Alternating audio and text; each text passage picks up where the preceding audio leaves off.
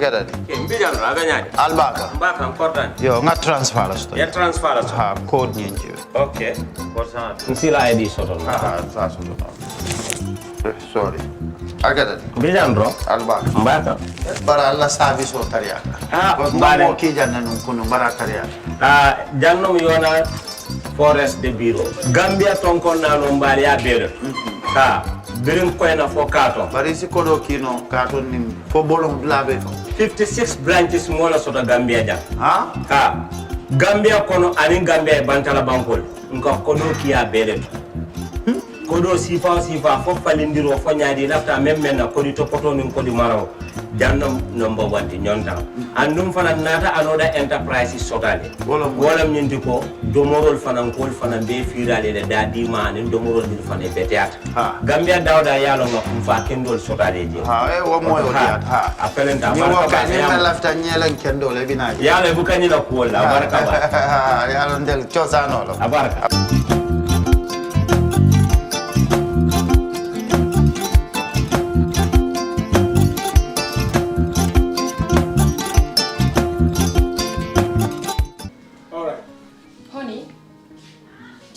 Him that the last time he sent the money, it was not enough to buy all the provisions. Oh, sorry, I forgot to tell him. Are you guys talking about money transfer to buy provisions? Yes. But don't you know about Baluwo? Baluwo? What is Baluwo? Baluwo is a service that your son can use to send provisions directly to you guys from the shop. And you don't have to worry about the exchange rate. Tell me how Baluwo works. It's very simple. Just log on to baluwo.com and shop, or download the app on your phone. You can shop on the website or using the app to buy online basic products for your family and friends. With Baluwo, you decide what your money is spent on. Your money, your choice. Buy online products for your family and friends in the Gambia, Senegal, Nigeria or Mali. Baluwo, better than sending money. For the first time in the history of the Gambia, Gambia Printing Publishing Corporation proudly introduces the Biliomatic exercise book printing machine. The machine has the capacity to print more than 20,000 books per hour. Yes, 20,000 books per hour. It also prints magazines, newspapers, calendars, flyers, normal books and all kinds of printed documents plus items at affordable prices. With the Biliomatic printing machine, GPPC can now render high quality and non-size restricted printing service supply across the sub-region. Rush now and partner with GPPC for all your public and private printing service needs. Print with us today and you'd be offered highly professional, reliable and efficient service delivery by our team of experts. The Gambia Printing and Publishing Corporation is here to meet all demands and is reliable at all times. For more info, contact us on 437-4493 or 437-4402. GPPC is Gambian and it's yours.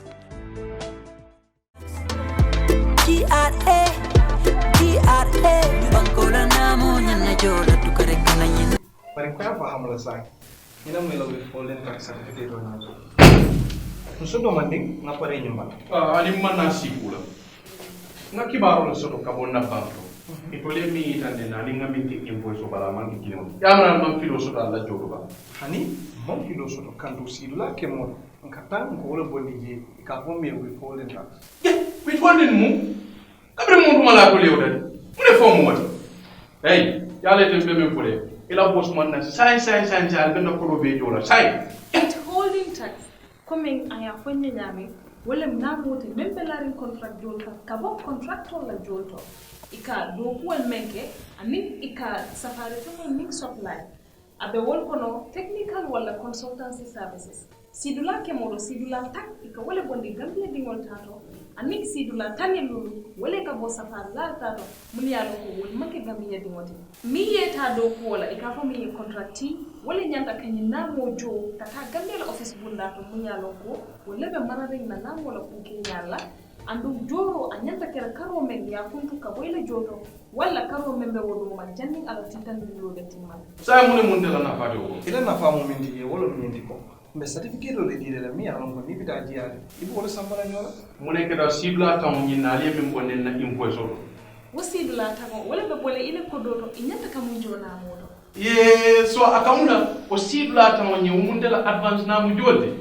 bo wala nyama ba ko wajanta ka ñim fonte ndul be ngalo ne ko bankola jurwana la ñaruta sunni banku di wala na mu jolda ana wato wala ñing kibaro potanali e Gambia Revenue Authority le nimmil lafta kuma koyo sotola ila namoto ika famie withholding tax akata ye futa GRA la bundato min sutiya tela Gambia Revenue Authority ibe namu kani wala bankola nyato tale GRA bankola namu nyana jola tukare kana nyina.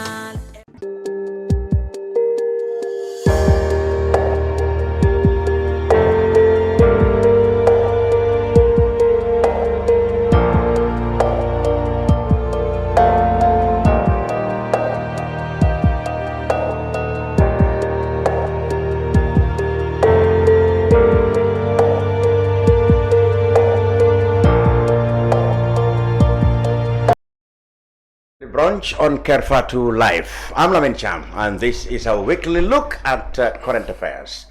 Today is election day in the Gambia. The Gambian electorate will elect 8 heads of local councils across the country, from Banjul to Basse.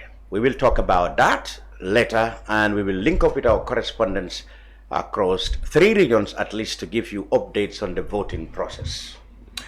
With me in the studio to do that is Demba Ali Jawo, who is a veteran journalist, former minister, and Kebba Jallow, the leader of the People's Progressive Party, PPP.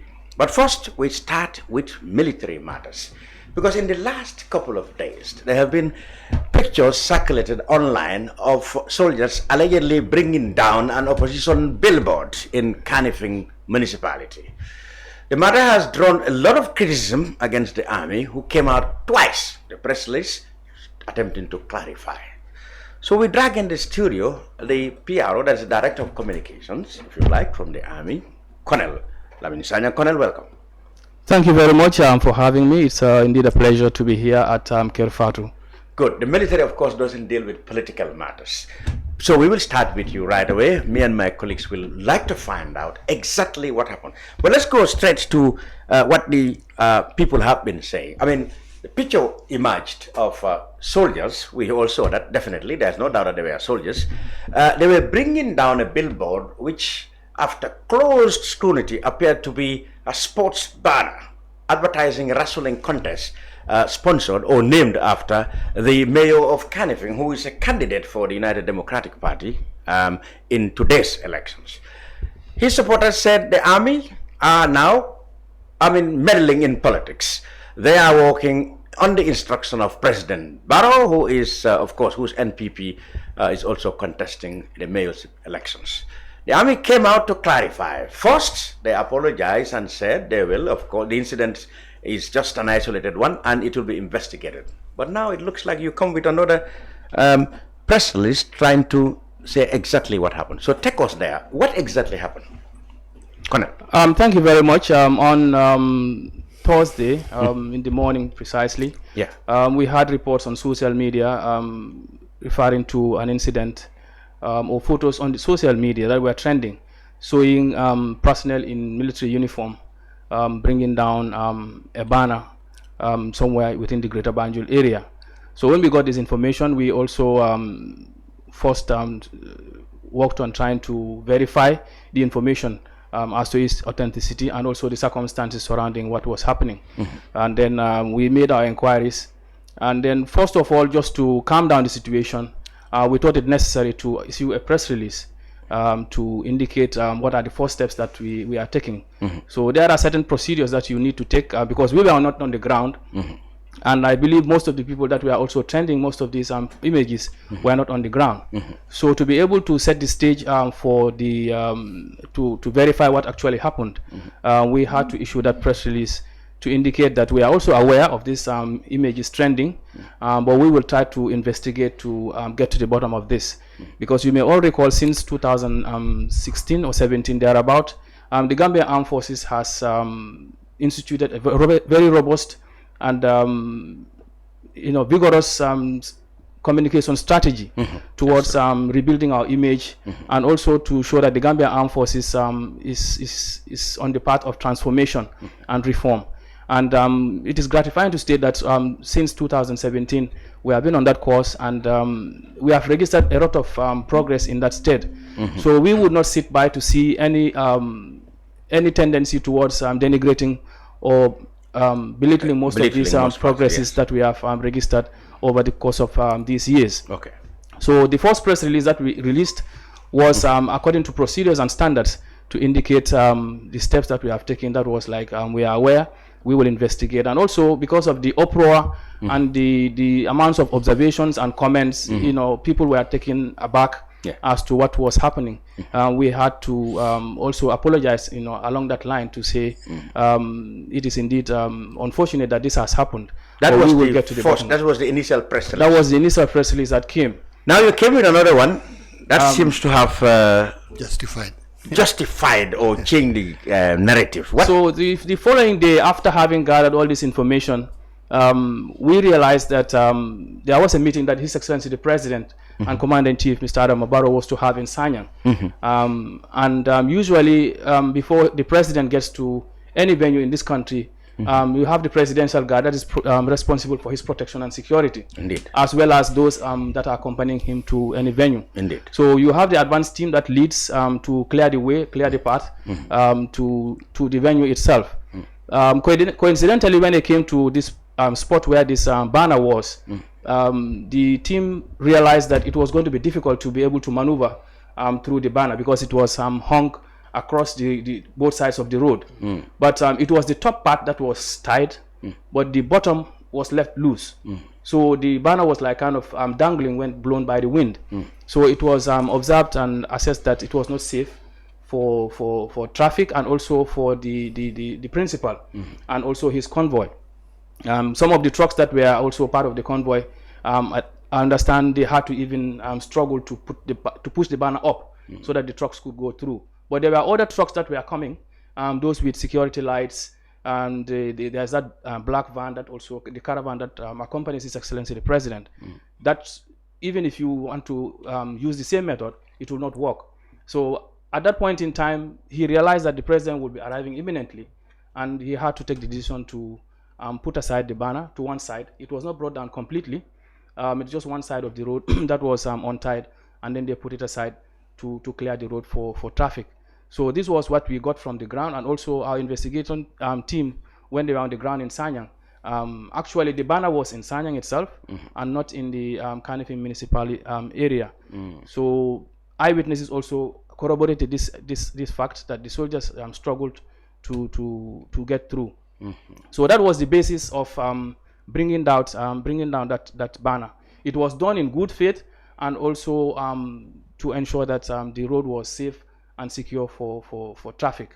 It was not done out of any ill intention. We have so many banners throughout the country, and the President has traveled the length and breadth of the country with the same advanced team. And they have met several banners, be them political, be them commercial, in strategic locations. And it never, crossed their mind to bring down any banner. We have also seen reports on social media, which were shocking, and we were not expecting at this point in time, because the first thing in the morning what we saw was the impression that the Gambia Armed Forces, either it was sent or it's tasked some soldiers to go around in the country bringing down opposition banners. This was something that was shocking to even the Chief of Defense Staff, because the reports were even reported by BBC and DW Radio. And this was something that we did not expect. It was definitely very shocking, and we were not expecting this from the media, because the Gambia Armed Forces, one unique thing with our communication strategy. Since 2017, when we started this endeavor, we created a WhatsApp platform with all the media houses, both in this country and outside. Of which I'm a member, Definitely. So anytime something comes up, we're always in touch. Sometimes without even our intervention, we see, media fraternities or the media communicating within the platform, asking about certain things that they do not understand. And my media team or the media team of the Armed Forces will always come out to clarify and give reasons as to why some of these things are happening. So it was a shock to us that morning to see that report on BBC and also DW Radio, and we believe it's a report that was given by our media personnel in the country or outside. But we do not expect that kind of behavior on their part. We believe it was a calculated attempt for whatever reasons to misinform the public. But you could see, and also denigrate the good work that we have gone all these years to do. And I can understand your concern, but you don't understand, like, even yourself. I mean, you had to come with a statement that was not completely, according to yourself, reflective of the true situation. By apologizing, by saying that the incident was an isolated incident, it is not calculated from the army. It was only after that you yourself found out, according to you now, that what happened. So if somebody rushed with a story to say, I understand, of course, it's important to call you up or to call the army chief to get your reaction. Do you want to say you have not been contacted on the report? Not at all. And the strange thing, this is not the first time incidents happen in this country. And that particular journalist, there was a particular incident that happened along the border. This comes is along the Senegal Gambia border in the southern part. When the issue happened, he called me in the evening. Immediately to get the army's version. So this time too, what was stopping him from doing the same? So to me, it was I could not understand. And the armed forces, to be frank, we are shocked and disappointed in So you mean you have not been contacted by any journalists? No, there are some journalists that contacted us, but the journalists that sent out this information to the BBC, which is international, and DW Radio. So you felt you should have been contacted. Absolutely, because we have an open door policy to the media, which is not a secret in this country. But you have come now with a clarification that you thought that was the situation, and you have issued a press release. Absolutely. So let's hope, of course, that all the media, of course, as some have already started picking up your story now. But still now, people, I have seen comments below most platforms where your recent press release has been published. They still doubt that why was the security concern only emerging when the president was going and not before.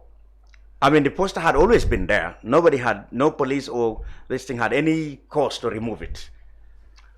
Well, the issue was when you look at the press release itself, we said that this banner could have been any banner. I see. So you as mean long as it is obstructing the path of the presidential convoy. Not only presidential convoy. That's why I said it has been there before. I know you only found it because they only found it because of course they were. That was a path that was going to be used by the president's convoy and his entourage. So our focus is not only on the president, because that's what people are looking at. But it's not only the president, but the president and his convoy and everybody in that entourage. But the press release, if you look at it, even the commander on the ground, that was his view, that it could have been any banner and they would have reacted the same way. Because our job is to protect lives and properties and also to ensure that people are safe and secure at any point in time. So it could have been any banner. And the whole thing was not done out of any ill intent. Definitely. So in other words, there was no political motivation. Your soldiers, your men were not working on the instruction of President Barrow or his NPP supporters to bring down opposition banners. Mr. Champ, when you look back, we had two elections, 2016, 2021. Yes. Let's say 2021, because 2016 probably you say Jammeh was around. 26. But 2021, we had the presidential elections. The Gambia Armed Forces and all the other security services, we played a very crucial role towards ensuring that the presidential elections were held in a free and fair and secure atmosphere. The armed forces, what we did at our level was to issue an operational order called Operation Dalal Hell, where we had our troops all over the country patrolling, and the police were also ensuring that polling stations and everywhere people were to vote, we were able to vote in peace and security. That was like the climax. If we had no interest at that time to interfere, the parliamentary also came. We had no interest. Why this one? It just defies logic. We have been on this path to ensure that peace and security reigns. And from 2017 to date, our mantra has been to be neutral, no interference, to be apolitical, and to ensure that the people of this country are able to carry out their business without interference from either the armed forces or the other security services also. And if you allow me to add, when the Chief of Defense Staff, like from 2016 to date, one statement that came out from him whenever we interacted about his relationship with His Excellency the President Adama Barrow is that the President told him that he will at no time interfere in the operations and administration of the armed forces. That the Chief of Defense Staff should be at ease to run the armed forces the way an armed forces should be run. And we have seen that from His Excellency the President and from the Chief of Defense Staff. Because even myself, I was personally touched and struck in 2021 when we went, or 2020, when the Chief of Defense Staff took over from March. In June, we went on a tour of military installations. I have never seen a Chief of Defense Staff speak like the way he did during that tour. Very frank, very outspoken, and he talked about issues that so many people in this country, or even on the African continent, fear to talk about. Namely, politics, like members of the armed forces engaging in politics. Tribalism, he talked about it openly. I remember that. We went with media crew, JRTS, QTV, I remember that. the major newspapers, even some of the print papers. I remember you know, we went with them. We had calls from all over the world. From Sierra Leone, there was an ambassador who even called him to congratulate him and even thank him for his frankness and openness. And that atmosphere can only be possible where a Chief of Defense Staff or a chief of a security institution can talk on those kind of issues, where he is given the open forum and the environment to be able to express that. Because that was something that was rife, and we thought it was necessary to diffuse that tension, both within the armed forces and in the public. So the Chief of Defense Staff saw it as his duty to not only talk to the soldiers about these vices, soldiers engage in party politics. Of course, we have the right, inherent right to vote. To vote, of course. But your party affiliation should not be openly manifest.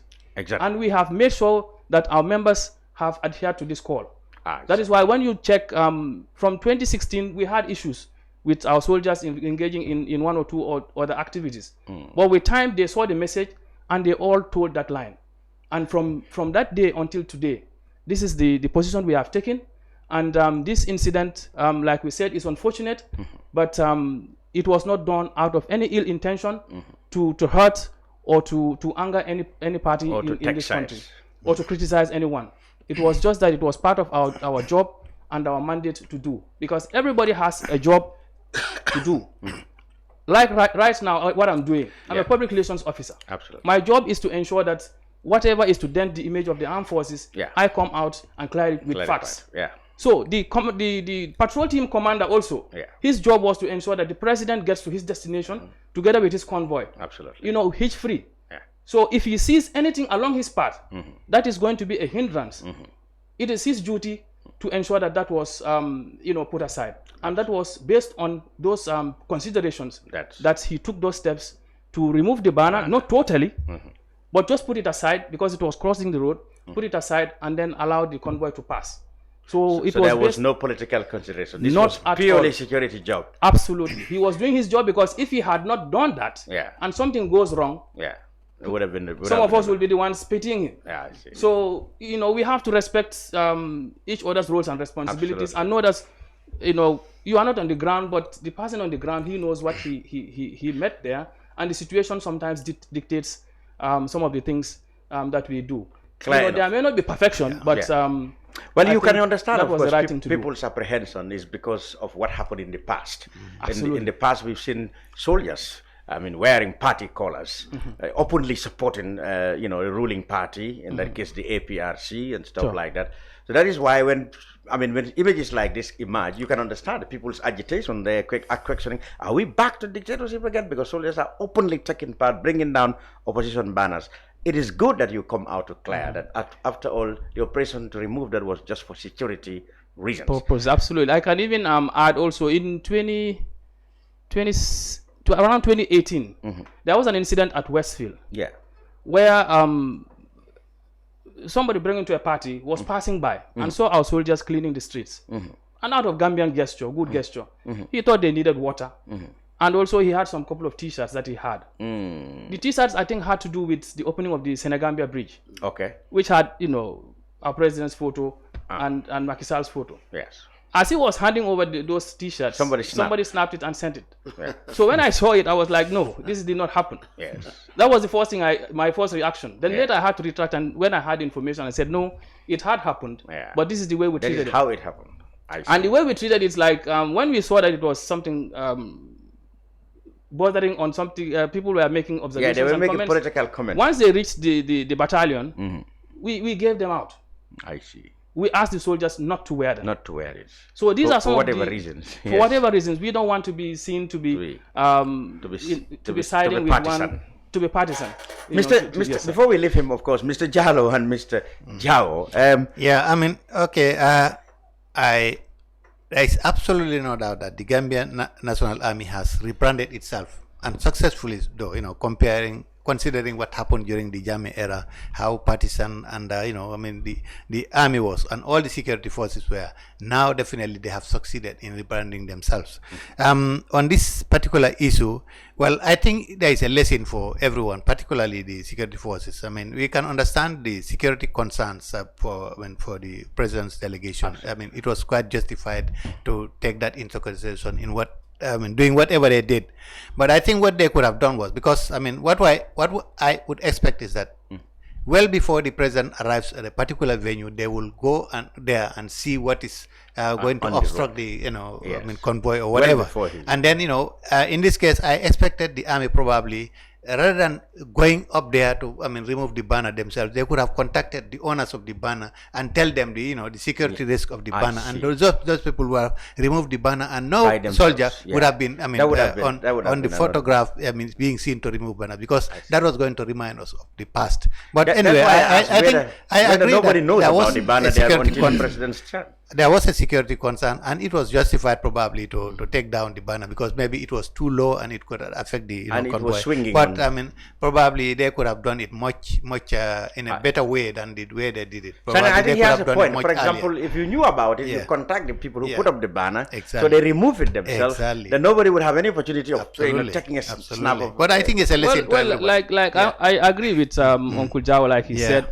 There are lessons to be learned. Exactly. But we have to also. The officer had a lot of things come, you know, in his mind. Yeah. Somewhere say he could have called the police because it's a civil matter.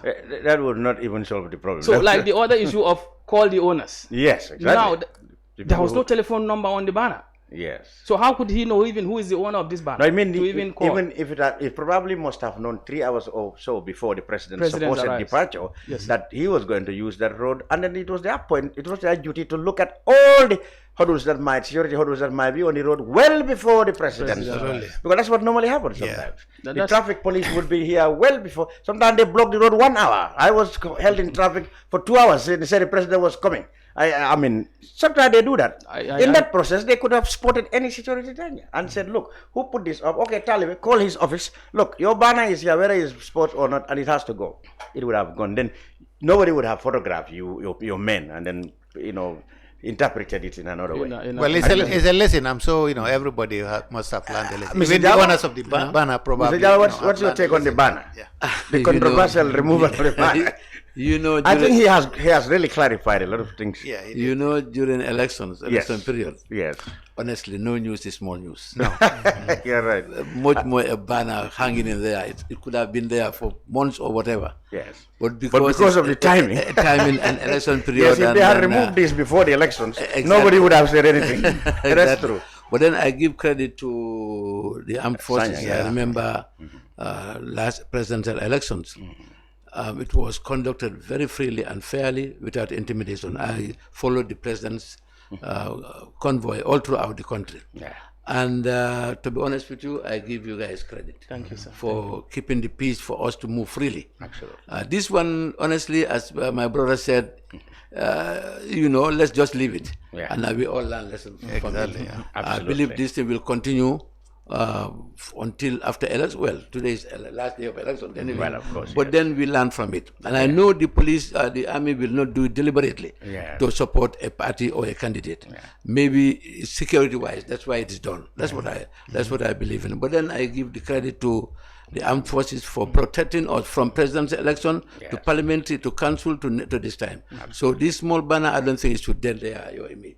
No, definitely. We definitely understand the nature of the atmosphere around which this is happening. And but we also, I want to use this opportunity to thank the general public. Absolutely. Most especially. It's not all negative that we saw from the public. This goes to show that everybody is taking the armed forces as their own.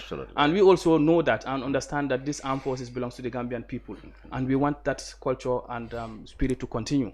We have done a lot, over the years to redeem our image. And we want to commend a lot of people out there, the media fraternity for that matter, especially. We have worked very closely.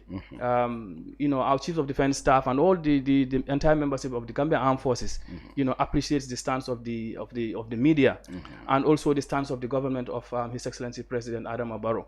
The Gambia Armed Forces would continue in this spirit to be a neutral and apolitical armed forces. And any tendency of derailing the progress that has been registered so far, we will stand tooth and nail to ensure that that this country does not descend into anything that we don't pray for. Absolutely. A case in point, even in 2016, those tendencies and insinuations were there, but we stood our ground to say, what is the essence of our going into peacekeeping? Outside, we have seen how other countries, wrongly or badly managed elections. We remember the war in Ivory Coast. Absolutely. It was a replica of what we had in 2016. Two presidential candidates, one loses and refuses to step down.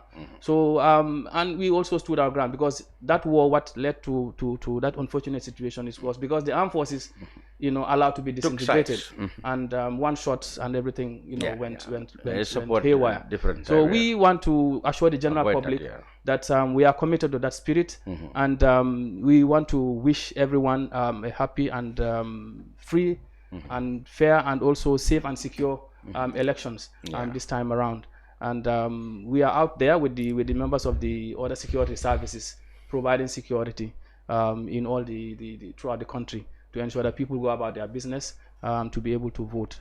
The only disappointment, but I think I've been assured, is about that report, about soldiers purportedly going in town. Well, you said you regretted you weren't contacted, but with this press statement, we hope press that release, we believe the other medias will pick it up. They will learn. And also the other request we made in the release was also that the media should continue to liaise with the armed forces. My phones are always available. I can remember you sent me a text message at 1 a.m. last night. I saw people asking you since from the beginning on WhatsApp, telling you what's happening. I know. People have direct contacts to say what is happening in the army. We are seeing this and that. Yes, sir. Yes, sir. All the time, they are always. The army definitely has the most effective communication system in the country at the moment. Because I can sit here and I see something. I said, Colonel, what is this? I saw this and this and that, and they will come and reply. We have a common platform. I know some other institutions would have been jittery or so they will not about creating a WhatsApp forum with all the media. And believe me, it's not only the media in the Gambia, but even those outside the country. Absolutely. You can name them, all of them there. No, for the army, unless if they don't contact me. But anytime they contact me that I want to be on your forum, I put them there. Absolutely. They have and the whatever best, we get, we share. They have the best way. So, and the army is the most organized, patriotic body in a country. It should be. See, where the politicians are disorganized, divided, the army is expected to be the one for the country. And that's one statement that the Chief of Defense Staff keeps ringing home every day. That we cannot allow ourselves to be divided along any line. Very good. The uniform should be the assurance to all citizens. Absolutely. If I was chased by somebody and I met a soldier, I will be glad that, I'm safe now. I run into his arms and he will protect me. That's how it is. But you shouldn't see a soldier and then, you think that, oh, now I'm running from Satan to the deep blue sea. That's the case was. So it's good that you people have done very well. Thank you. Colonel Lamin Sanyang, the Gambia Armed Forces, thank you very much for being here. The brunch continues with politics because today is election day. We'll bring you updates and analysis of the process so far. The brunch will be back after these few minutes.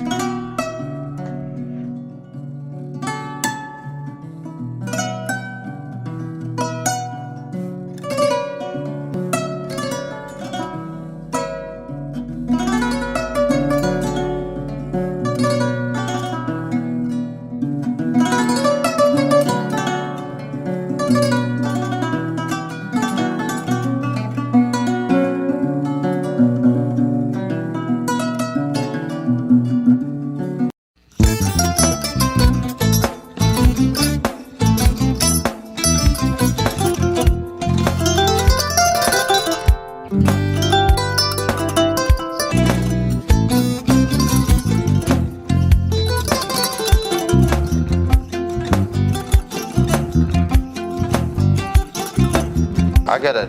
Mbijan aganyadi. Albaka. Mbaka important. Yo, nga transfer la sto. Ya transfer la sto. Ha, code nyenje. Okay. Kosa. Nsila ID soto. Ah, sa soto. Sorry. Agada. Mbijan bro. Albaka. Mbaka. Bara alla service o tariaka. Mbale. Mo ki janna nun kunu bara tariaka. Jannom yona forest de bureau. Gambia tonkon na no mbali ya bere. Birim koyna fo kato. Bari si kodo kino kato ni fo bolong blabe. 56 branches mola soto Gambia jam. Ha? Gambia kono ani Gambia bantala bankol. Nko kono kiya bere. Kodo sifa fo falindiro fo nyaadi lafta memmen na kodi topoto nin kodi maraw. Jannom number 1 ti nyonta. Andum fana nata anoda enterprise sotale. Wolam nyindi ko domorol fana kol fana be firale de dadi man domorol dil fana beteat. Gambia dawda yalo ngam fa kendol sotale je. Wo mo yo diat. Apelenta baraka ba. Ni lafta nyelen kendol e bina. Yalo bukani la ko la baraka ba. Yalo ndel chosano lo. Baraka.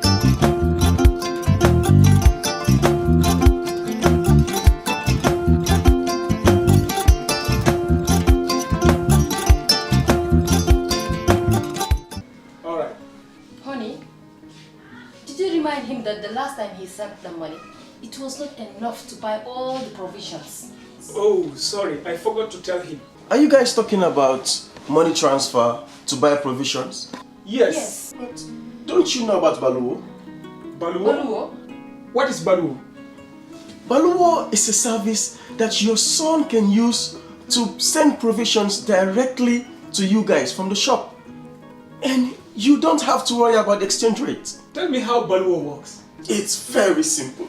Just log on to baluwo.com and shop, or download the app on your phone. You can shop on the website or using the app to buy online basic products for your family and friends. With Baluwo, you decide what your money is spent on. Your money, your choice. Buy online products for your family and friends in the Gambia, Senegal, Nigeria or Mali. Baluwo, better than sending money. For the first time in the history of the Gambia, Gambia Printing Publishing Corporation proudly introduces the Biliomatic exercise book printing machine. The machine has the capacity to print more than 20,000 books per hour. Yes, 20,000 books per hour. It also prints magazines, newspapers, calendars, flyers, normal books and all kinds of printed documents plus items at affordable prices. With the Biliomatic printing machine, GPPC can now render high quality and non-size restricted printing service supply across the sub-region. Back to the brunch. Now, today is election day in the Gambia. 8 chairmen or mayors would be elected in the 8 regions, administrative regions, of course, administrative areas of the IEC, from Banjul to Basse. Polled open at 8 o'clock, and it's been 3 or 4 hours since they opened. But so far, the indication is that there is still a voter apathy in the Gambia.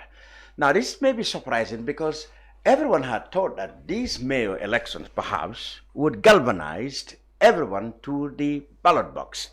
It doesn't look like that in this area, and I don't know how is it in your area. If you know, you can text us. Perhaps we will be able to see how it is. But so far in this area, it has not picked up or picked yet, and it looks like voter apathy. Now, we will also use this program to pay our own tributes to the late Honorable Omar Amadou Jallow, former minister in both the First and Second Republics and leader of the PPP, who passed away on Sunday. But first, let's pick up with politics. The leader of the PPP, Kebba Jallow, is with us in the studio, and his party put up a candidate in West Coast, actually the only female aspirant in this election, Demba Ali. But I was in the polling booths myself. And forget Banjul has a female. Banjul, of course, yes, you are right. Banjul has an incumbent, Rohi Malik Law. But, you know, I mean, kudos to the PPP for putting up a candidate who's a woman. Mr. Jallow, first, you came, of course, you started, of course, being in alliance with the governing National People's Party. We followed the row you had with them when they announced in the areas they will contest in the area council election without naming your party. You felt that was really not in proper order, and you wouldn't agree to any agreement that will stop you from contesting. You did contest in the area councils and now put up a mayor or chairman candidate in Brikama. Let me ask you at the moment, how is the PPP doing from the nomination right up to now when polling is actually taking place? Thank you so much, Lamin, and again, on behalf of the whole party, we thank you for inviting me here to speak on behalf of the party. Thank you. The PPP, as you know, has been here before I was born, I can say. 1959? Before, just a little bit after I was born. Oh, okay. I was born in 1954. Oh. So we are like five years different. Suddenly before I was born. Okay. Now, we went through, as a party, different stages of our life as a party. We had challenges all throughout. But PPP has always faced challenges. Fortunately, we tried to solve a lot internally or in-house. During 1994, the party was banned, it was proscribed, and we had to realign ourselves with other parties. I don't know whether you remember, the party was going to contest elections as a coalition, which we did. And PPP was one of the parties that really formed the UDP. I remember OJ calling me. Mr. Jallow, just a minute. We'll go back, of course, to the PPP. Now, we've got our correspondents live from the polling stations. And this one, Ramatulai Jawo, is in Banjul. Ramatulai, you are live on the brunch. Can you tell us what is happening in Banjul? Thank you so very much for having me. Now, how is the situation like there? We understand there's still a seemingly low voter turnout in many areas. Is that the same in Banjul? No, in Banjul, the turnout is different. Because we were in Banjul as early as 6 a.m. with my team. But as early as 7 a.m., people were coming out in their large numbers to vote. In Banjul, the turnout is different.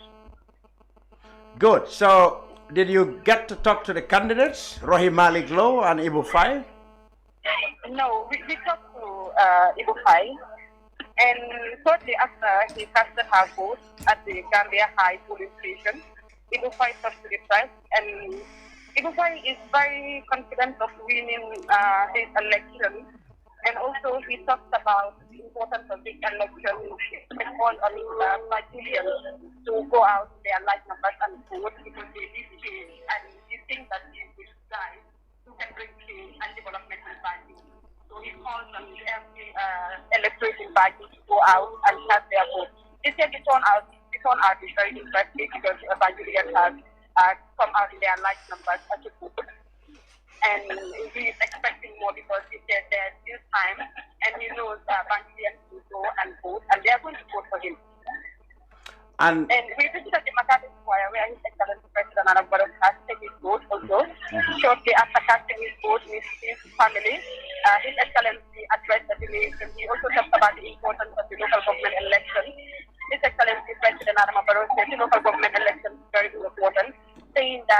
mayoral and chairmanship elections. Very important. Gambians should know that because they are the people who are going to work directly with the community.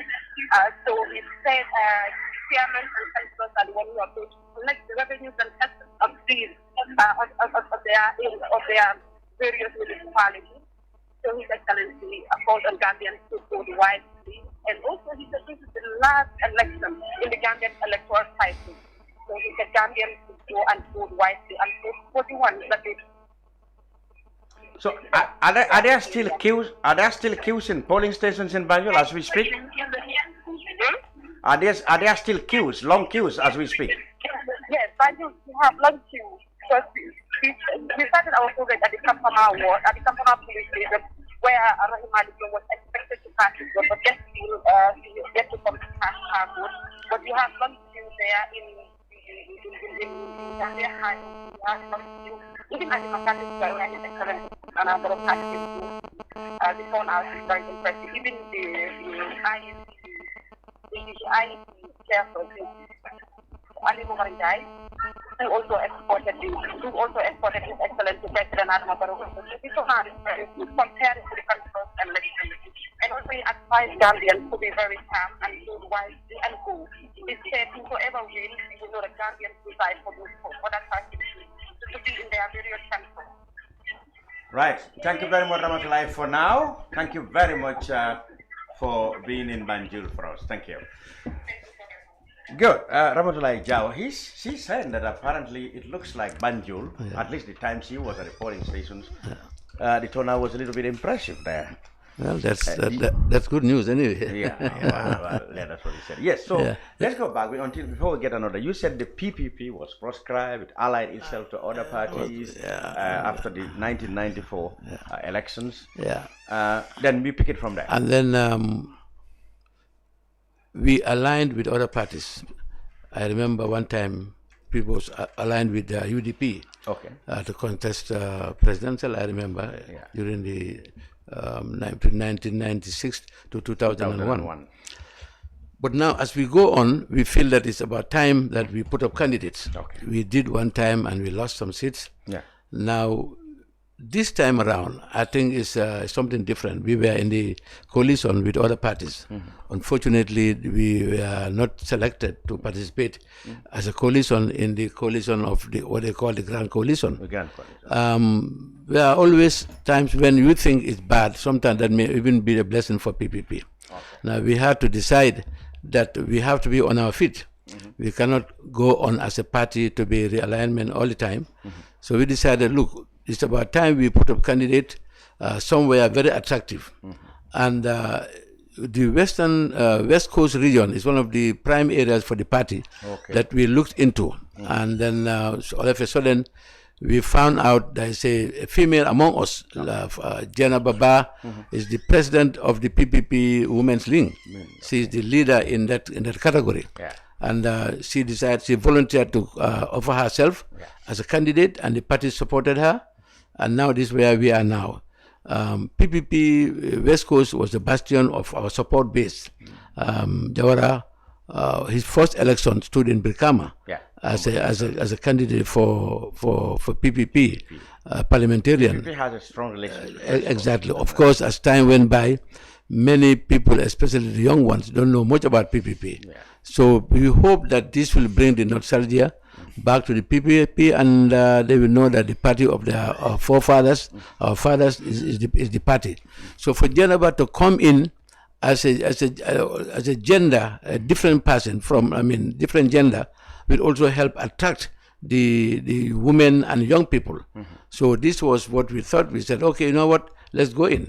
And we started campaigning. Unfortunately, we had some brief period of 1 week or so because of the demise of Honorable OAJ. We stopped campaigning, but we hope that we are back now. And after the elections this evening, we will get some kind of good results.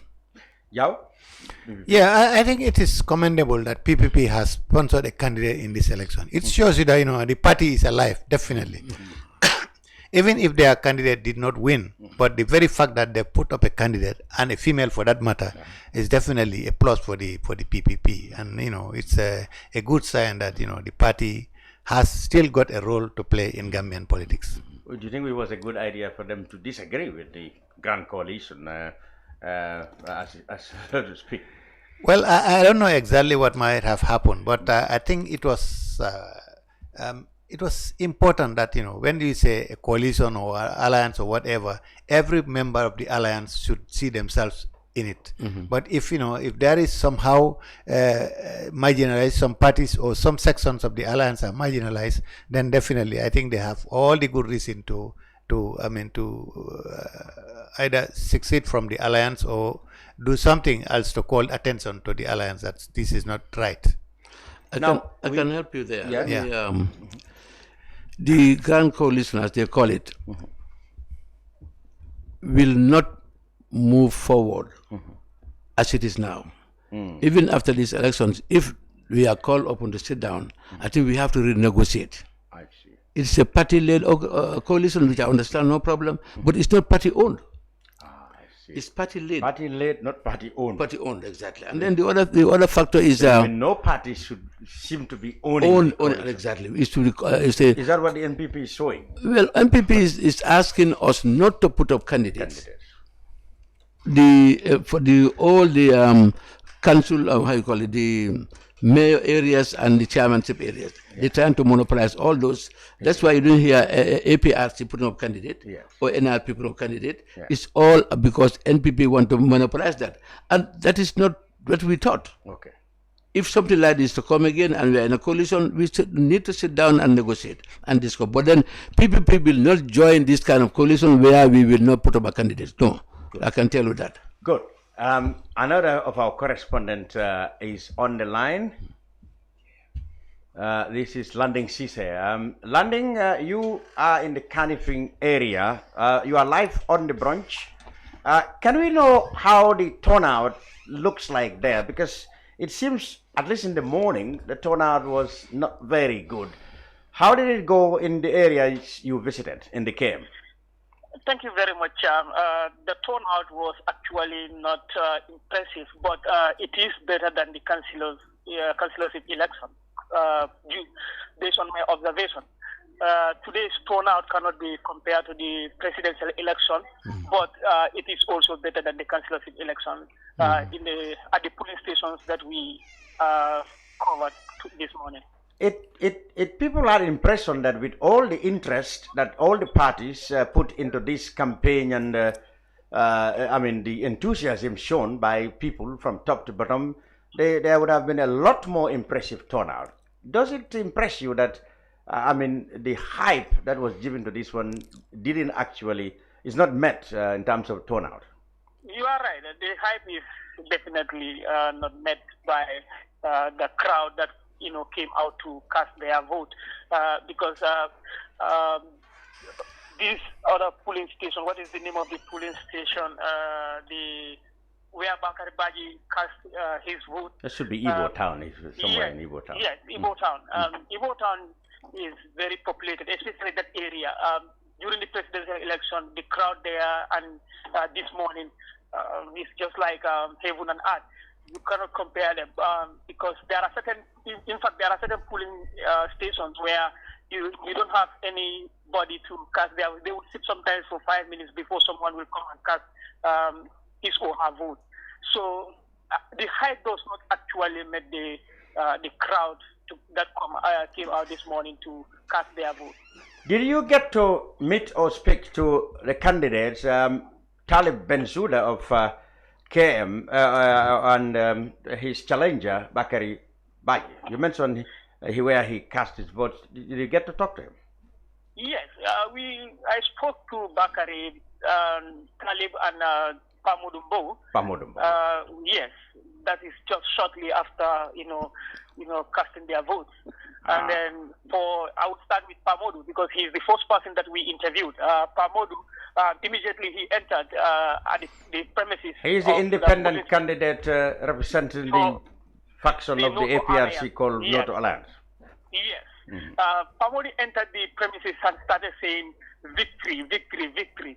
And then when we approached him for interview, that's shortly after casting his vote, he said he is no match to his opponents. He believes that, he has a better track record than Salib and Bakari Baji. So that's a clear indication that he is going to win the mayoral seat.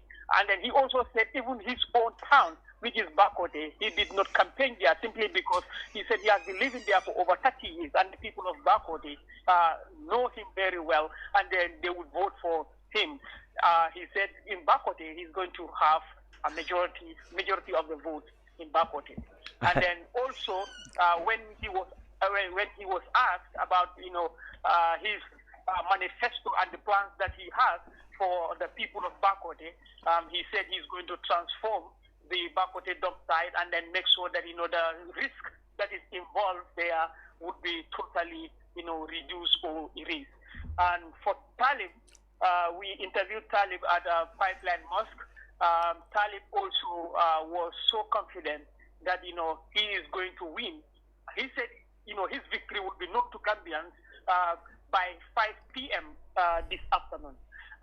But he also raised certain issues there. He said his supporters, 4 of his supporters were arrested last night by alleged NPP, youths, and then they were arrested and taken to Majum Real Estate, which is owned by President Adama Barrow. And then he said they were tortured at that particular place before they were handed over to the PIU. And then he condemned the act and he urged the IEC to release those people because he said their lawyer went there to visit these people and then he found out that there is nothing against these people to warrant them to be detained at the PIU. So he urged the IEC to release these people.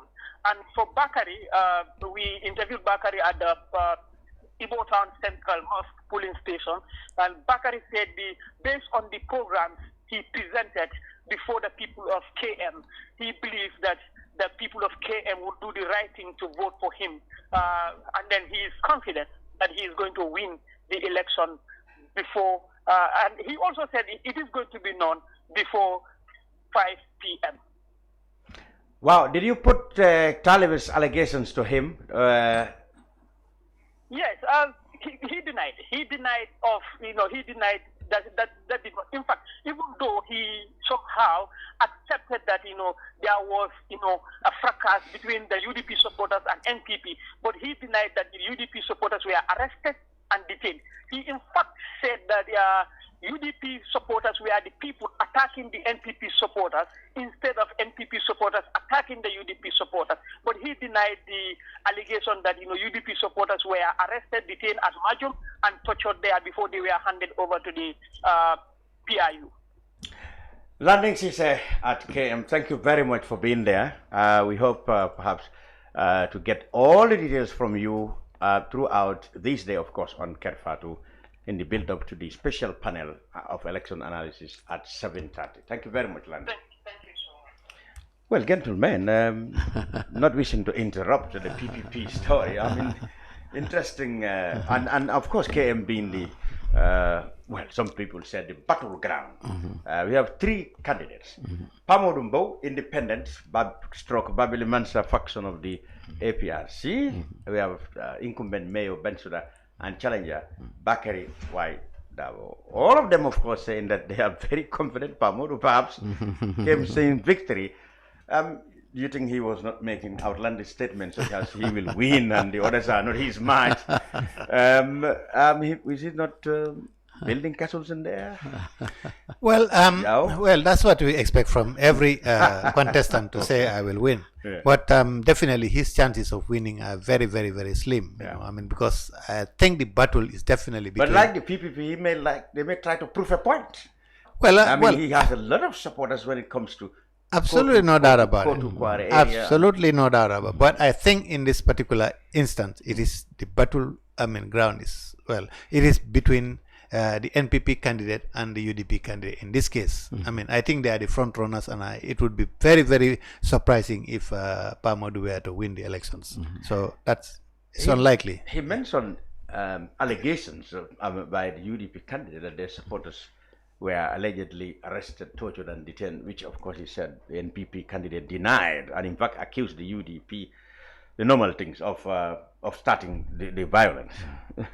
Well, yeah, I mean, yes, we've been hearing about that, but well, that would be expected. Sometimes such kind of fracas would happen in one day or the other.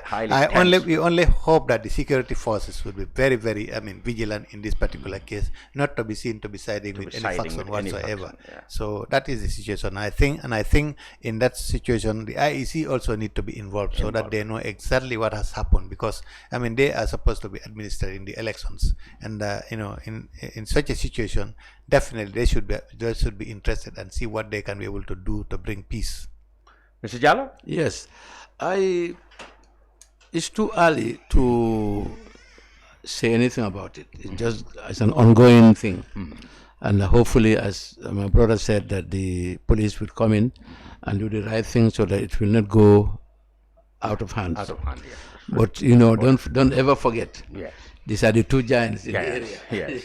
You can expect. You have the UDP, a big giant. We have the NPP, really trying to take over. Yeah. So don't expect easy fight here. We still have Brikama to go to. That's another big area. In fact, the biggest area. Our correspondent is there. Yes, but then let's go. You said you had a week, break from campaign, which of course leads to the demise of the Honorable Omar Ahmadi Jallow last Sunday. Quite apart from the fact that he was really a patriotic politician whom everybody had loved, his demise really now puts the fate and direction of the PPP squarely on your shoulders, Kebba Jallow.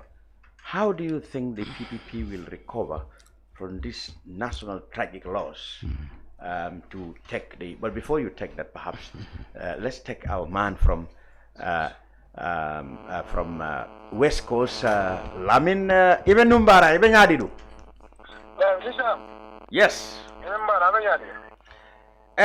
Ito Brikama Banko le kan sign Jebe Nyadile, ndefang futara karadol le, ngamen follow correction wala fo muso mandalis dum bar moment sian coming nga yilla manyameng, because nying campaign kono ngaje ko mol tata rallil to rallil siata bari nata correction so mandala ma fo la dal moment sia bake fo ken o mo bur foot ma fane aning menu be ko brusu bi ma fon ite benu dameng je kata nyaadi abraka bake mede be jibero la be la moyo la ngai sunti bake ngai gay sumonda juno ndebon janale manalin sare kono ko mamane nari bari ali a 7 o'clock mu demala punta je miliaran ko amusula akela alfa la pet kana kata fayola kamim goto yenta manta ndara lamin sare fanan ko ngaji mu demala punta fay o kada around 7 to 8 ma fonati mboto je fanan manta nara ko banji don ding mala punta oto nada fanan kata yundum yundum ngam jama to je mialan ko nada kato fay mi njagal alfal mialan ko alfa jama ba alim pa mialan ko nedim ba nare ko mo le funti ina kato fay mboto je ndada busumbala fanan nga mo jama to je mialan ko fanara kato fay bari kayum fata bikama banko kam fata bikama sade ko no bikama dado bari mam mo je mialan ko safu ko ina kato mam mo nyala madde bin na kato fay mo fundi je baade so manda taw men ka boje anim birkama jidda fana min kada e kadero ni padan karneti min kada ibirma je sanadi ate kato fay jede afana namma bon to na to min kada je amam betea ina man diawo na diawo dare mi itandi ko campagne min ke je ko ani wino kada be winna bay campagne min abiso min moli adu mol ko mol wala ko kato fay la na ate be winna akuma kononte amin fo mole kibatarari emang Amadou Jite Yankuba Dabo Sidi Sise emang harje wala la na Amadou de fanan sodole kiti kato fay kiti re ala wulu sade oto bari kiti fanan tonato kayen to fodaji amo pete a pake mo mo fundi kana kato fay taw manen ka boje afra kuma kino foko campagne mi ke ada kuma ko men di molla a jela ko molla la fo min kala do kada ata amaji da tabe winna ko skol jang yena babado mo do be jaw be la frinkalo abe ka fa jinale be ka ma newtown bara fana ma fon fala ka ji tonato mom pete apake minara ka to fay apare aji ko sewota bak ko ta kudale manki je apare mol ya mari polti na ka to fay bari apare jida ko da ko wi ata jema ba wi nale moyo be dial ke ba yankuba daboti ate ka to fay ka futa ala wuta de to aba ate kama futa je ngaje mujuma be do panto to miliyan ko ka futa kollo wala atenni ya dindu ko to plata ka to fay kafuta je nga mujuma to je miliyan do bunda miliyan ko na ka to fay wal plata ni yankuba ko abe winna yankuba plata ko agadon ka to fay to brata alon ko already it will win there ngani nka fana ko 2018 UDP wino misro victims ko chairman ka de fana recently work laba ako obviously ko ibokra ko fana nyaaje fana yemin ke chairman sidula 2018 this time after milora ale sidi most of for do areta woni molla manno mek naka ka fana interview okay sai mbete momento ten hani sai molla siato abe nyaadile ramol be nyaadile ibedamendo somanda wrong reglement o kada aran manena ani yindu mama para bika banko jam ma wrong declare ram mantake tonya okay Lamin abarka bake follow ngalon ke be cibaro sot lebul janne wularo kata fo suto kan abarka bake do fam do do bi me an ko be stenge ko kam somanda e mom mi solo fa amani idim mo patise to mo mpana nga cross lalto somanda la mambu bake ni ko solo ko mo jama ko kon don ko la bi dakato fala abalen sabo tembo medo sabo manina den lamme yundum bosumbala tam as possible 7 o'clock mo sala putu no miaram ko rakate fala mo jama punto amila na kato faji butu banda o bunya warra o nyabo warra okay abarka bake follow Lamin thank you very much Lamin so Bedung. That was good news. That was good news. Your candidate there is very confident of victory, yes. So like I said, the sad demise of OJ, whom I said was a pillar in Gambian political history. I mean, he was the one who single-handedly carried on Sadauda's party and legacy through thick and whatever you like on the jamme, and now that he's gone, sadly, I'm thinking that the direction and future of the party rests squarely on your shoulders, Kebba Jallow. You must have had a terrible 1 week, on his death, as well as everybody in the Gambia who remembered OJ. Yeah, I mean, this OJ's demise was a great loss to the party, and particularly to the Gambian people. OJ was universal. He has no boundary with anybody, whether it's individual or politics or any other thing, or religion. With religion, he's okay. With political parties and people, he's okay. OJ, his life has always been like that, very universal. He's up for the people. He's the real man of the people. He was, I can say. Now, but, personally, I have been with him all throughout my life. Adult life. Okay. Actually, I started with OJ in 1972. 72. When he contested, exactly. Yeah. We were the young ones following him with our voters card. Absolutely. So he lost that election because most of us did not have voters card at the time. Then the Serekunda was one constituency. Exactly. Exactly. And then of UP then. And then after 5 years, 1977, OJ contested in the Serekunda East for the first time. Yeah. And he won. They often said Jawara gerrymandered Serekunda to allow OJ a chance to reflect. I told him that. I once told him that. He laughed. I know. Politics is that. Just throw it on yourself. But then, as I said, I grew up under him. In 1977, he won the elections. And in 1978, I also won my first elections as the councillor for Bundung. Bundung, yes. You started in Bundung. Exactly, 78. Yeah. And I've been winning every 5 years until 1994. I was the councillor elected for Bundung. Yeah. And also, 1990-91, I stood for the first elected chairman of KMC. And won. But that is a nice history because right now, I can say I am the only veteran politician left over from OJ's time, in early 70s to date, until his demise. So personally, I think I'm well prepared. And he brought me up in many ways, in many ways, and I learned a lot from him. But going back to the current issue of me taking over the party, I give credit to OJ again. Some years ago, just after 2017, OJ prepared to say, look, he called me, he said, Kebba Jallow, it's about time you guys take over. I said, what? He said, I have to move on as an elder statesman, but I will support you. He asked us to prepare for Congress, and we select a new leader.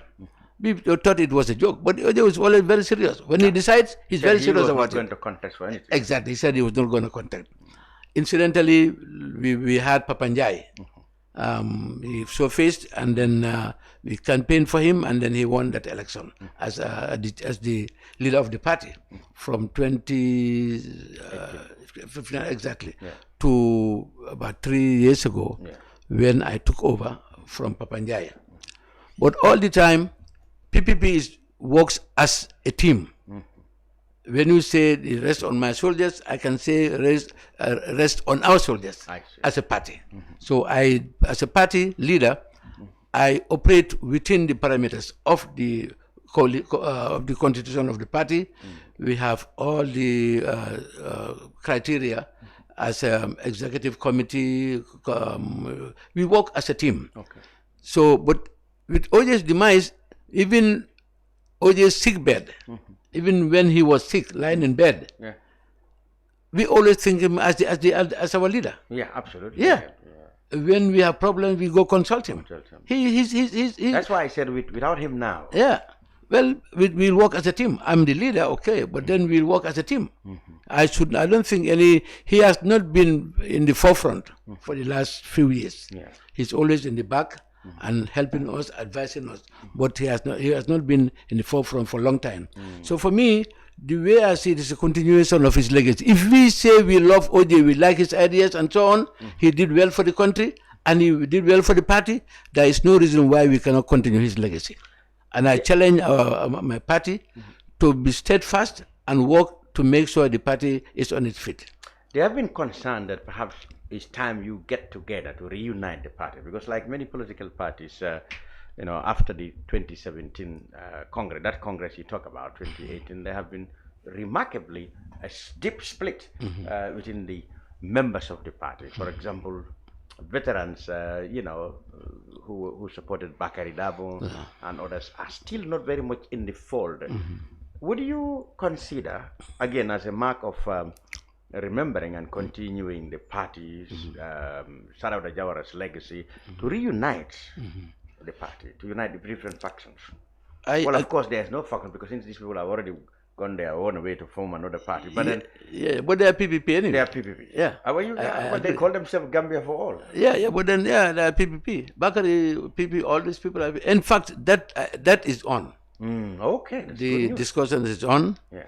And I wouldn't say much, but I know we are discussing with them to see how best we can be together as one. But then it's on. Is Sisa and Kalilu Singh are still? Kalilu is actually, we created a cottage call on him some days, about a couple of months ago. He's an old man now. Yeah, he's an old man. But he still loves the party. Yeah. Exactly. And Sisa? Sisa is sick, but then he's also in for our unity. MC Cham, MC Cham. You have all your veterans. But MC Cham is more of UDP. Oh, no, well, he will come back. Look, we'll draw him back. Yeah. We'll try to draw him back. If we can bring GFA people back, but he will come. Okay, so all those at least three. And Jabang. LK Jabang. Yeah. LK so Jabang. You say you have 3 or 4 of your veterans alive. They are lucky. They are in support of our unity. It's not that easy to come on board after all these years of silence. The thing is, people think that this is the opportunity because those are the people who can really bring reconciliation. I mean, if you leave it too late, the people who are young and coming up may not even know how to start. That is true. In fact, To be honest with you, we are working towards that, bringing them on board. Actually, individually, they support us. Absolutely. But then for us to be on the same umbrella, that's where we are working on right now. But the party is looking for beyond that. Absolutely. We will soon start another Congress, see how we can open up a lot. The PPP is the only party that if you join today, you are as equal as Kebba Jallow. Jawara used to say that. Exactly. You come today, you are as equal as Kebba Jallow 20 years ago. Jawara used to say that. Exactly. Now we are trying to open up for the young people to come in, take over the party. Absolutely. Yeah, but you need to know the history, and it's no longer those elderly people doing that. No. The party is opening up. Exactly, it's opening up. So we'll call on the youth, especially after these elections, to see how best we can bring in people who are interested in politics, but they may not be PPP. They can come and share their ideas, and we work together. This is what we are going to focus on after the elections. Yao, what do you remember of OJ? OJ definitely was a legend. OJ was a political legend in this country, and it would be extremely difficult to get a replacement for OJ. You know, he was an all-rounder, and just as Kebba has said, you know, he was a man of all the people. You know, he across ethnic, religious, and other factions. OJ had no. I mean, he was not discriminatory of anybody. I mean, he used to attend, functions of all the religious bodies, for instance. It was very liberal. And also on the political divide as well, you know, you wouldn't know when he meets anybody from any party, you wouldn't know whether they belong to different parties. He was definitely a legend, you know, a man of the people. And with regards to personal knowledge of him. First, with regards to his role in the PPP, as we said, he was the one who sustained the party, you know, all during that difficult time. And when people like Kebba ran to the US. So he was not in exile. No. I mean, OJ was definitely one holding the fort. You know, I mean, despite undergoing a lot of problems under the Yaya Jammeh, but he still refused to leave the country and continued. So it's thanks to him that the PPP is still alive. You know, with people like Kebba and others. But as they said, well, I hope he was a unifier, but with the his demise, I hope it's not going to be Yiriba Boita, Kuno. You know, I hope it is not going to be so. People like Kebba seem to be very determined. People like James Gomez also, they all seem to be quite determined. So I think if they can able to get the other veterans like Yaya Sise and Kalilu Singate and you know all the others on board and get some kind of reconciliation within the I'm sure the party has a big role to play in this country. And they first has to get back their color. I mean, well, I think NRP stole it in '96 because they were banned. They still haven't got convinced Ahmad Ba to return it. Yeah, because they were not existing, so there is no way that but there was no copyright. At the time, intellectual property. The color is. Have you ever engaged Ahmad Ba? And to be honest with you, some of our people are very strong about that. The color, yeah. When we meet, why is our color the blue? Yes, that's it. I think you have to open negotiations with Ahmad Ba. I don't know whether that will work. It will work. You got him and said, look, we are PPP. Maybe the High Court. No, you don't make the call. You negotiate.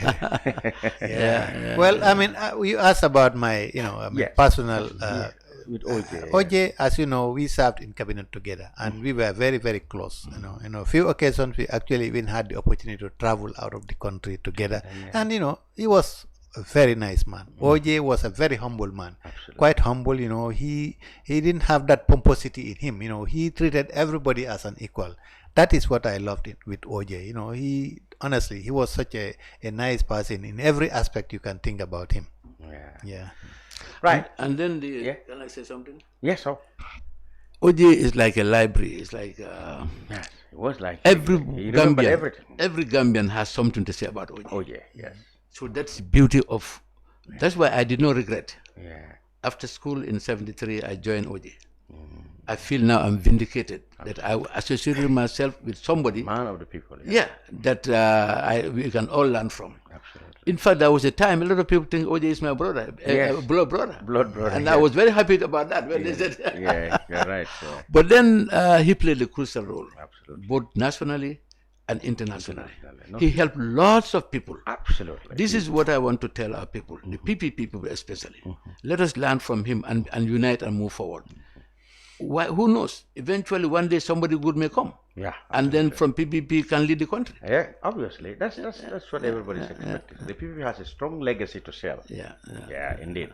So, our last words. Let me bring you that. What have been your observation as far as the outcome today election? Of course, Kebba will say the PPP will win in Brikama, no doubt about it.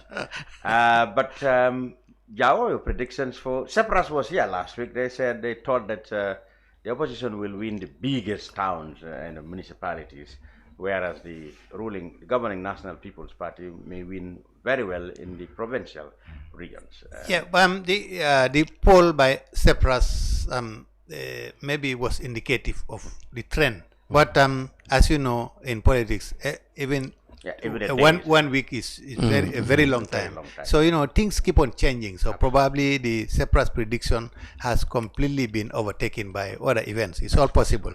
So anyway, I mean, it is going to be very, very tough. But I have absolutely no doubt that, everybody wants these three places. That is Brikama, KM, and Banjul. Those are the big prices that every one of the parties is looking for. And the battle in those three areas is definitely between the UDP and the ruling NPP. There's absolutely no doubt that, no doubt Kebba would like a different result altogether, but it is very, very unlikely, Kebba, let me ask you about Banjul and KM, because if I rush Brikama, you're obviously going to say it's going to be PPP. So Banjul and Brikama, rather than KM? No, I don't, to be honest with you, I cannot. It's difficult. Especially in KM. KM, yes. I have two big elephants that they are all my friends. Oh, okay. Talib, for one thing, I was in that office before. Yes, definitely. That's why I'm asking you. One thing that he did, and I did my best, but could not complete it. That is this Mbali project. People don't understand. Yeah, well, but even his opponents said they congratulated him. He did very well. I remember. You can when I was there as chairman, we had Mbalis littered all over the place. Absolutely. I had to go to Spain and twin with Spain, and they gave us about 3 or 5 trucks, and we had about 2 other tractors. Not good. That's what Kanifing was using. But now when I saw the transition... 24 or is it 23? Yeah, exactly. Now I see the transition with all these Mbali projects. And I know Talib did very well, to be honest with you. It is not easy. One thing I like about Talib, he works with business people. And that's what moves the country. Yes. He works with private sector. Yeah, private sector, and that's good. I believe the Bali project came into the private sector, not the council. Council don't have money to buy that. Absolutely, even the government would not buy that. So I think we give him credit for that. Now that's one aside. Now when you go to Bakari, I give Bakari credit. A young man headed the youth and sports ministry. I remember for the first time, I think I was in Senegal when I had the Gambia proceeded to the finals of the African Cup of Nations. African Cup of Nations. Yeah. We had good ministers before him. For the first time under him. And the government did a lot of. He was able to get the government to be committed financially. Yeah, he did very well to refocus the government to look at the football. Exactly. And to be honest with you, we had a lot of ministers before him as a youth and sports. Yes, it was his time. It was his time, exactly. He did very, very, very. If we would pay him for that, he would have won easily. I see. So this is why I cannot decide. I cannot tell you here in KM who is good. These are all my favorites. They all did very well. But let's hope that the best comes out.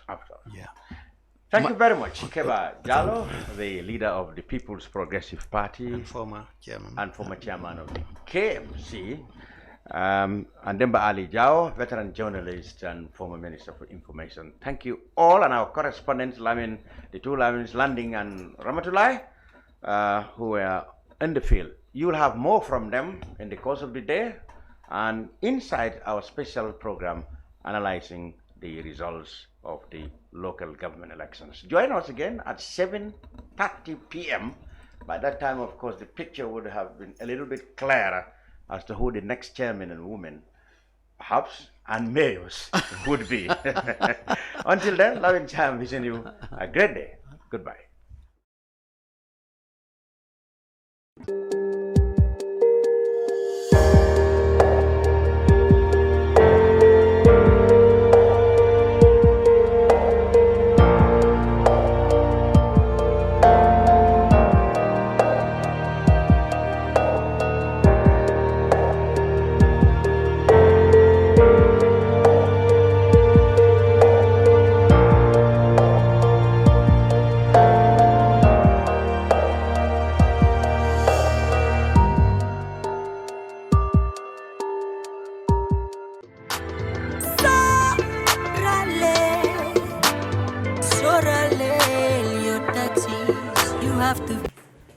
I hope you understand now. Yes. This is your withholding tax certificate.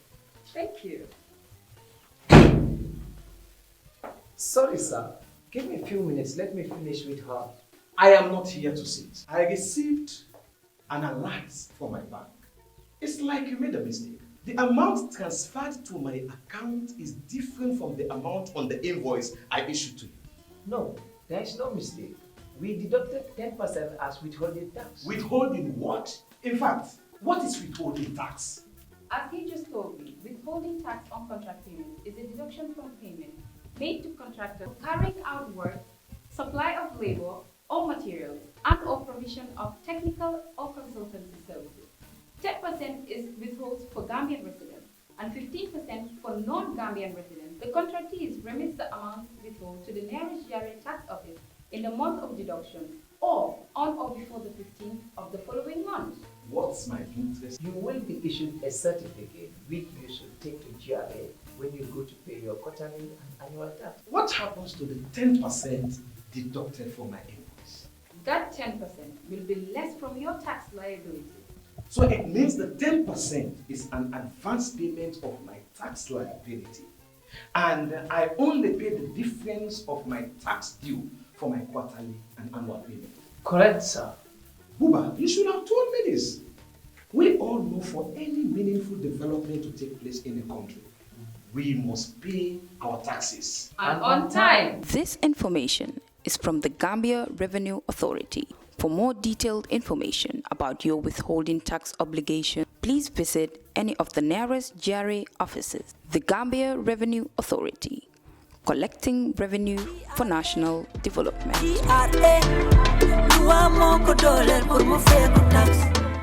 We live in a day and age where technology is creating a world without borders, filled with unlimited potential to improve the lives of the people around us. Innovarex Global Health ushers in a new way of leveling the playing field with increased access to quality healthcare services delivered at your doorstep. Our qualified professionals are equipped with state-of-the-art point-of-care testing technology to conduct tests such as kidney function, liver function, electrolyte tests, body composition, hemoglobin, A1C, and many more services with the highest efficiency in delivering results. The addition to our flagship, Wellness on Wheels, more fondly known as WOW Delivery Service, brings the entire clinical experience full circle.